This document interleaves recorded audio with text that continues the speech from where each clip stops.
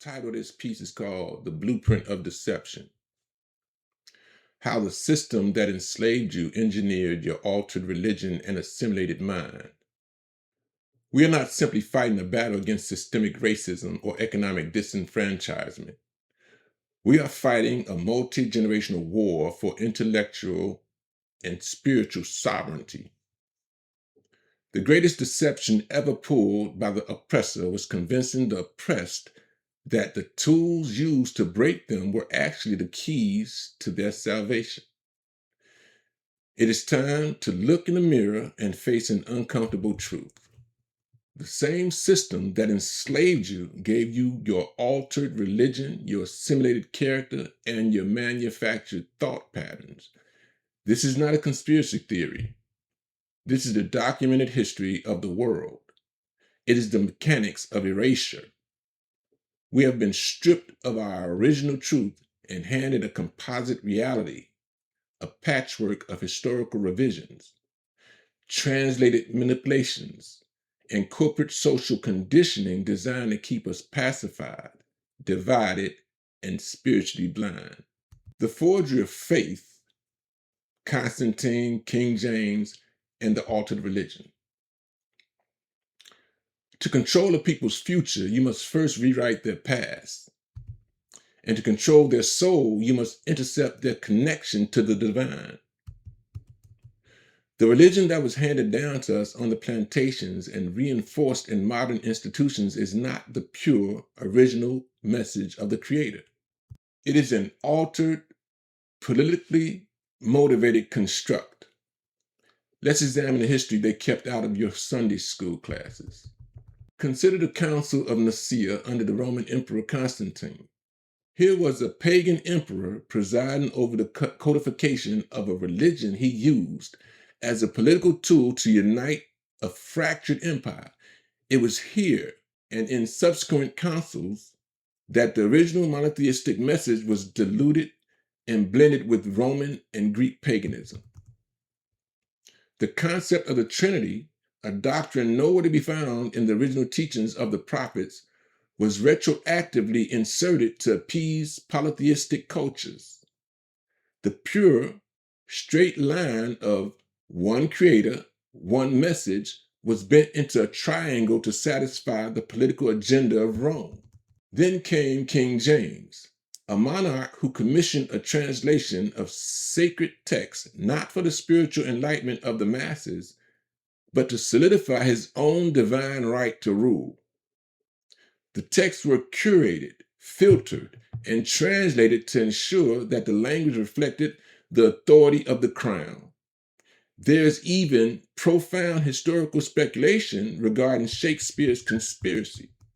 The idea that the literary masters of the Elizabethan era had a hand in translating and polishing the King James Version, weaving poetic deception and English cultural dominance into the very fabric of what was supposed to be a divine text. The illusion of authenticity, arguing with no eyes. The truth is a straight line. It does not contradict itself. It does not require centuries of revisionist history to make sense. Yet, when we look at the historical timeline of the text handed to the masses, we see glaring contradictions. We are operating under the assumption that the books placed in our hotel drawers and church pews are the original, untouched words of the divine. But the original, truth-telling document was lost. The original was never found. What the system gave us were fragments. They found so-called pieces of the truth in one place, and in other places, they simply made things up. They relied on hearsay, cobbled together similar but entirely contradictory editions, and packaged them together as if they were the authentic, untainted originals. To argue theology, history, or purpose using an altered, fragmented text against the pure, original text is a fool's errand. To argue with someone who has an original complete text when you only hold the manufactured edition is like a man with no eyes trying to explain the sunrise to a man who can see.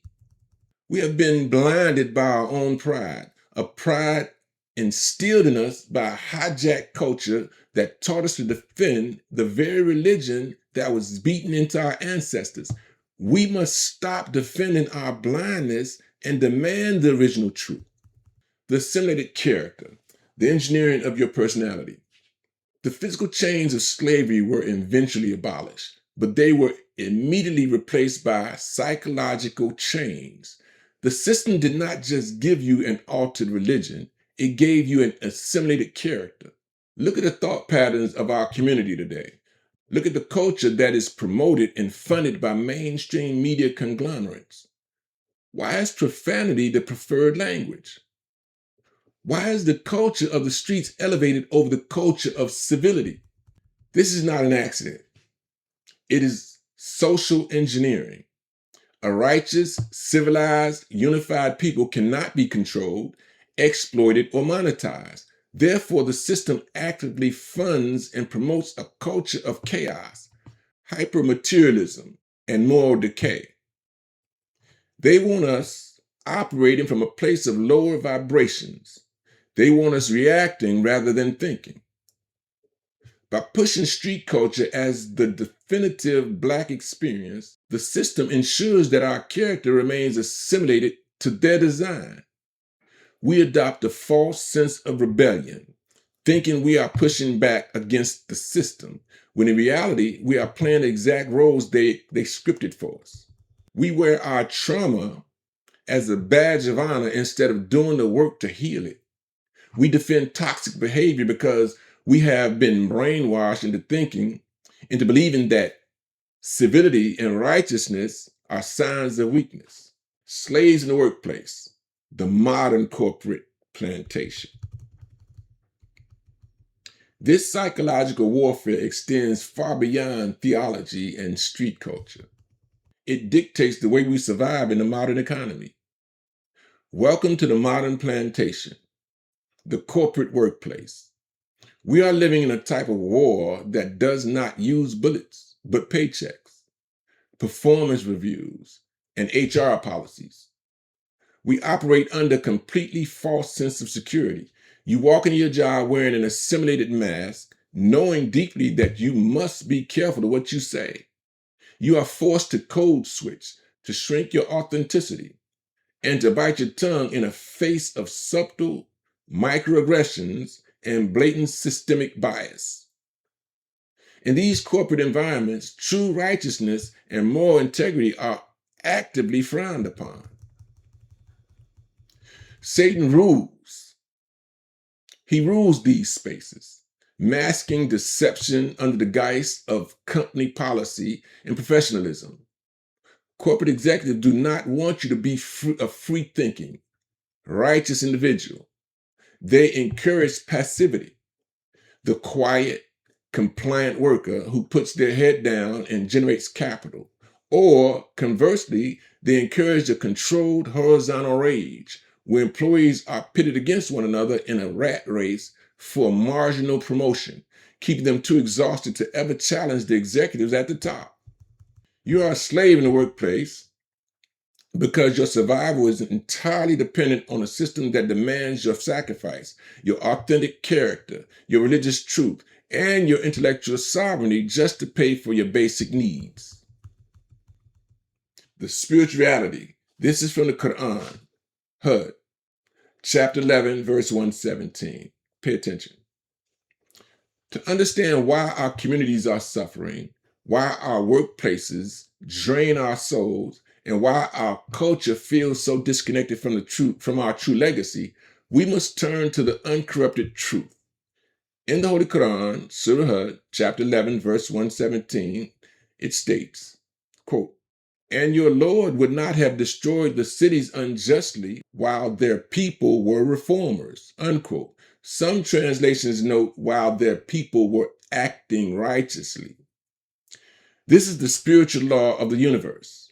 A society is not destroyed if its people are actively pursuing righteousness, reform, and truth. The reason our communities are under constant siege, the reason we face economic ruin and cultural degradation is because we have abandoned the pursuit of true righteousness in favor of the altered religion of assimilation character. The reason our communities are under constant siege, the reason we face economic ruin and cultural degradation is because we have abandoned the pursuit of righteousness in favor of the altered religion and assimilated character the system handed to us. Satan rules when righteousness is abandoned. When we accept a workplace that demands our silence, when we accept a religion built on Roman paganism, when we accept a street culture that celebrates our own demise, we are inviting our own destruction. We are living out a script written by an oppressor who wants us spiritually dead and economically dependent. Okay, reclaiming the original blueprint. The time for passive acceptance is over. We can no longer afford to hold on to the altered religions and assimilated personalities that were designed to keep us at the bottom of the global hierarchy. The path to Black economic empowerment and true spiritual liberation requires a total deconstruction of everything the system has taught us. We must rip up the forged documents. We must reject the pagan editions. We must stop letting corporate executives dictate our worth and stop letting funded media dictate our culture. We must return to the original text, the original truth, and the straight path of one creator, one message. This is the active revolution. It is not a revolution of chaos or violence, but a revolution of the mind and spirit. It is the conscious decision to shed the assimilated character you were forced to adopt and reconstruct your identity using the ancestral ties and divine truths that were stolen from you. Do not let the system that enslaved your ancestors continue to enslave your mind. Read, study, seek the original documents, build your own closed-loop economic systems, speak the truth in your workplace, and stop apologizing for your demand for righteousness. We have been bamboozled for centuries. The blindfold is finally coming off. It is time to open your eyes, reclaim your original truth, and architect a future of unapologetic sovereignty. I pray you get it. I pray you understand. Peace be upon you all.